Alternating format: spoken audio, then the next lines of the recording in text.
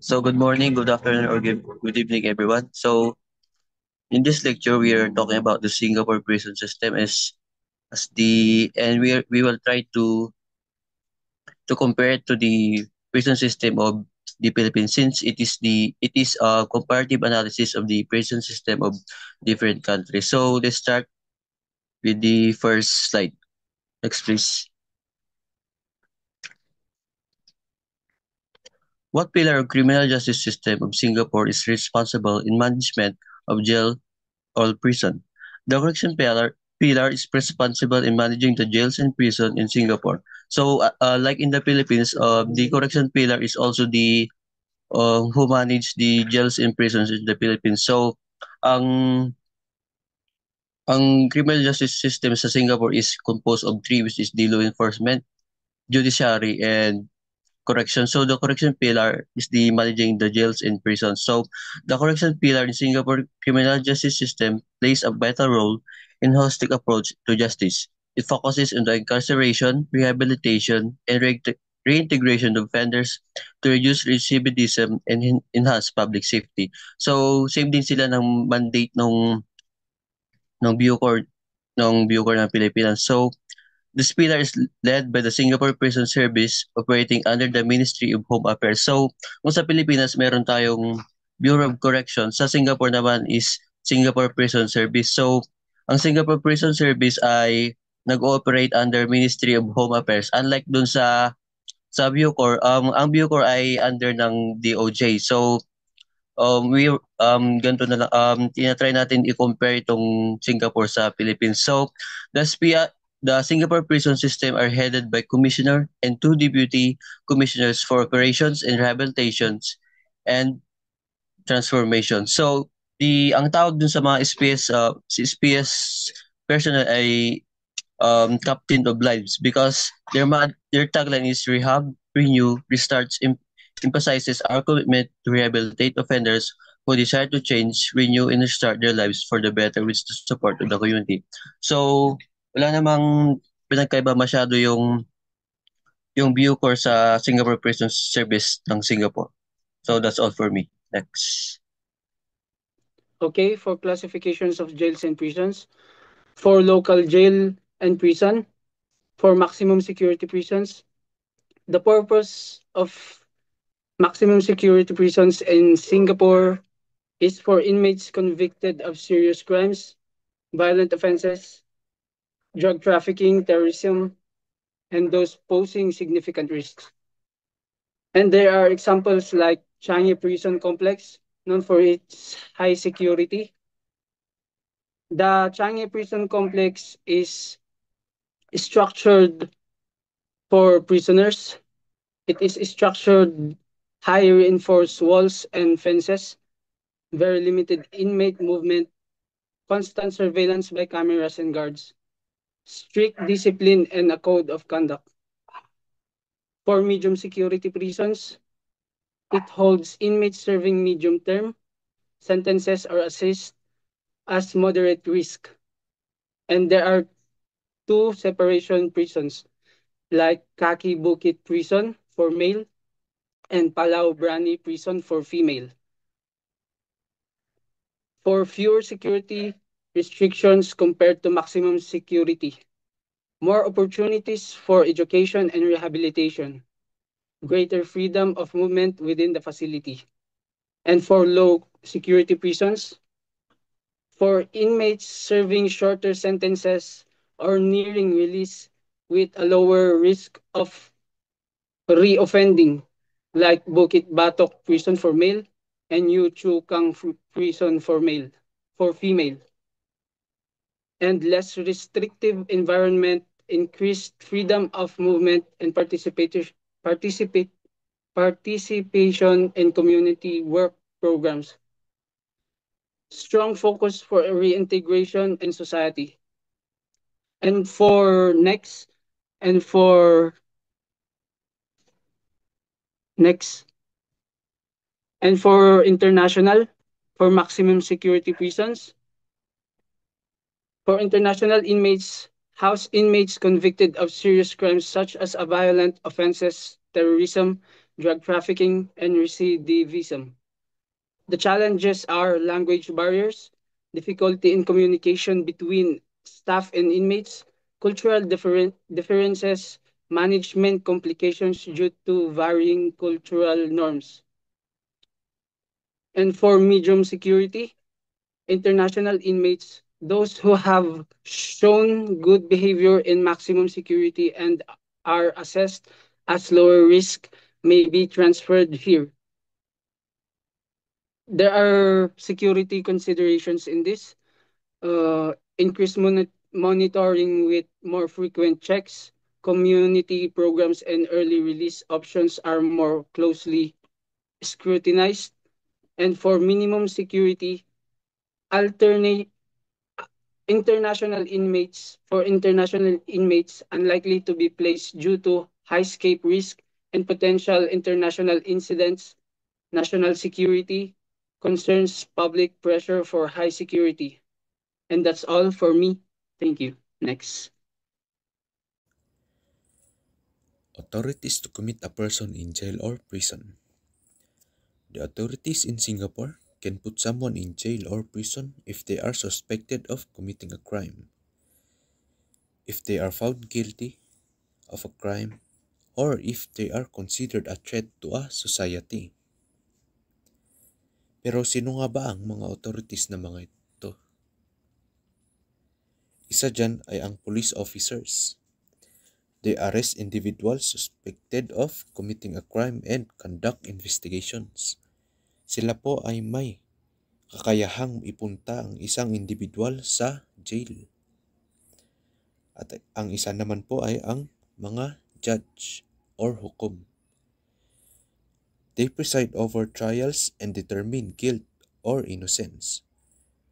They also impose sentence, including imprisonment. Sila naman po ang may kapangyarihan na ipunta ang isang individual sa prison. At yun lamang po ang authorities to commit a person to jail and prison in Singapore. So, for the admission and the reception procedures, so first is the documentation and identifications. So upon incarceration, all inmates undergo admission process. So so all the persons or the inmates belonging will be taken and documented for safekeeping. Those items will be returned to the inmate after their release. So an appointed vendor's warehouse where their families with inmates' consent. So inmates also are checked thoroughly for injuries, for contrabands, and any other illegal items that can be going in the prison. So records to be kept upon admission and searches. So of course, first of all, the prisoner's name, the prisoner's identification number, a photograph of the prisoner, and the prisoner's fingerprints. So as for the medical screening, a prisoner must be examined by medical officers as soon as possible. Examination of prisoner for infectious diseases, and the medical officer also must record the state and health of the prisoner and other particular that is important in the record. So all the records also needed to be confidential, especially the AIDS and other sexually transmitted diseases. So for the classification and allocation, similar to the Philippines, other prisoners are categorized in facilitation for good order and discipline. Additionally, for the medical screening, the female prisoners may not cut their hair unless it is necessary for health and cleanliness. So that's all for me. Thank you. The three classification of inmates. First is the Class A. They are often eligible for the most privileges such as increased visitation rights and better amenities. Class B. They enjoy fewer privileges compared to Class A, but more than Class C. Class C, their privileges are limited and they may be subject for closer supervision. Forms of punishment includes imprisonment, fines, community service, probation, reformative training, corrective training, preventive detention, and death penalty. Capital and corporal punishment. For capital punishment, it is legal in Singapore but only imposed by higher court. Usually, they do long drop hanging at dawn. Pregnant and 18 years old are exempted for capital punishment. For corporal punishment, they usually do caning as a form of corporal punishment.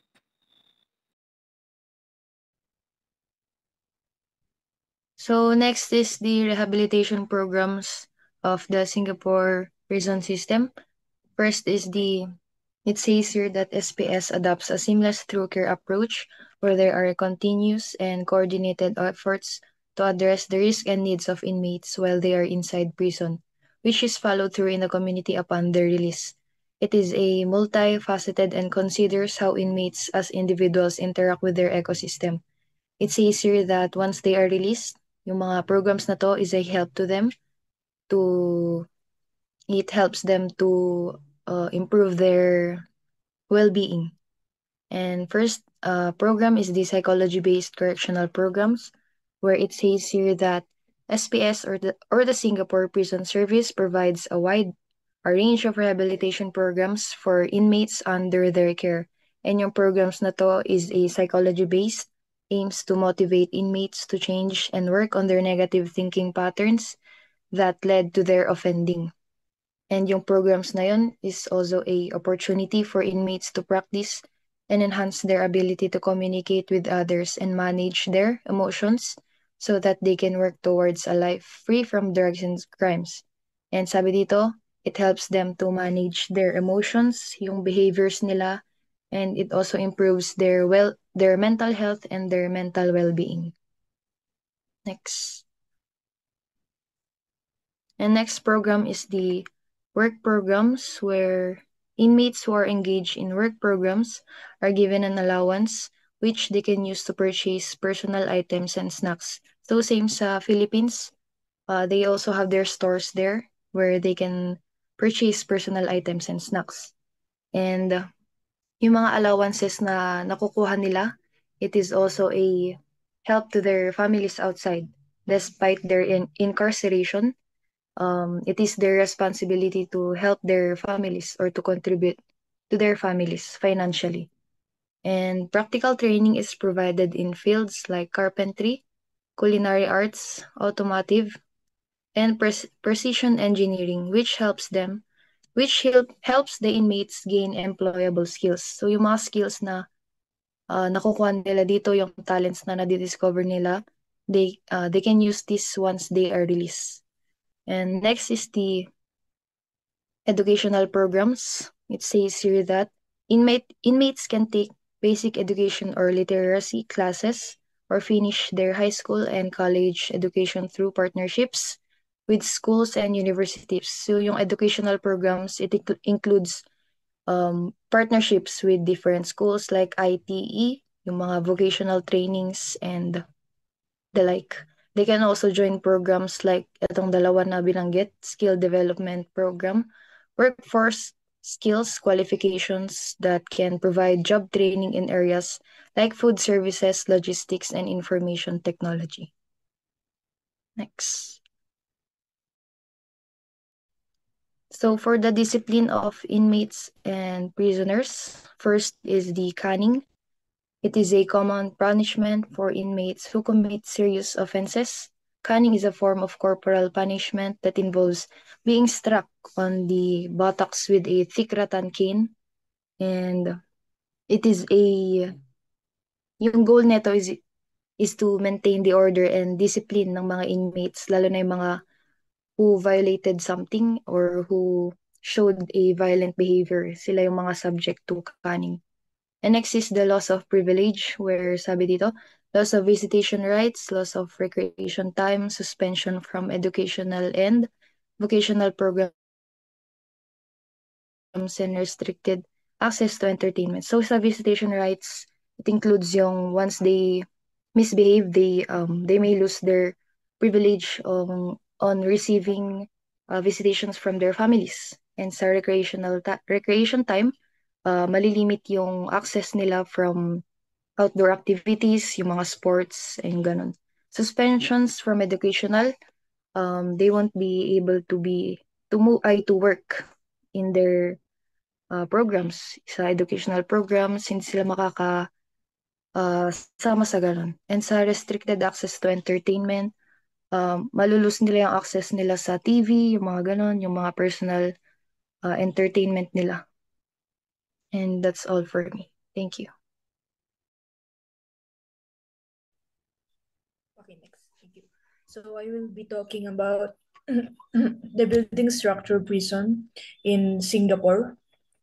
So contemporary facilities, Singapore prisons are located in a modern setting characterized by modern prisons, architecture, and design. So, for example, nito is the Changi Prison Complex, Singapore, a modern prison complex known for its high security standards and rehabilitative programs. It features high-tech surveillance systems, secure cell blocks, well-maintained common areas for recreation, education, and religious activities. So if we compare here in the Philippines, so as we can see, or it is overcrowding, outdated facilities, and the security, and also it has a security concern. So next,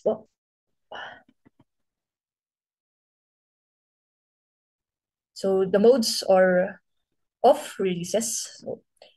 So the parole, there is a proposition that inmates can be released after serving a specified amount of the sentence that they were meant to complete. So for example, an inmate serving a 10-year sentence for drug trafficking may be eligible for parole after serving 7 years, provided they meet the specific criteria like good behavior and participation in rehabilitation programs. So another is the mandatory aftercare schemes, or MAS. Inmates are released on MAS and may be placed on home supervision or halfway house. So next is the community-based program. Inmates are placed on CBP and supervised by the Community Supervision Center.